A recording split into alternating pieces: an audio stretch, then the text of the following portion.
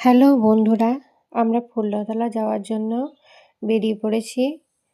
ফুল্লতলা যাচ্ছি প্রত্যেক বছরের মতন এবছরও। মায়ের মন্দিরে চলে এসেছি। এটা মায়ের পুকুর। এরপরে আমরা পুজো দেওয়ার জন্য মায়ের মন্দিরে চলে যাব। এই দেখো সামনেটা কত সুন্দর সাজিয়েছে। পুজো দেওয়ার জন্য চলে এসেছি আমরা মন্দিরে, মায়ের পুজো দেব।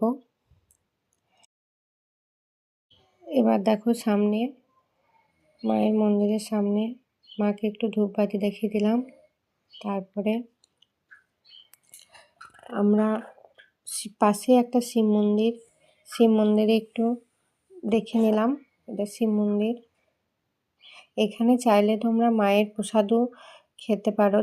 দুপুরে মায়ের ভোগ পাওয়া যায়। এ দেখো পুকুরে কত মাছ বাচ্চারা দেখছিল, একটু দেখে নিলাম। এরপরে একটু মেলা দেখব। মেলা বসেছে।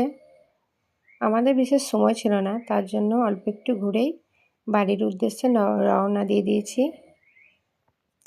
একটু মেলাটা দেখে নিয়ে এরপরে আমরা বাড়ি চলে এলাম।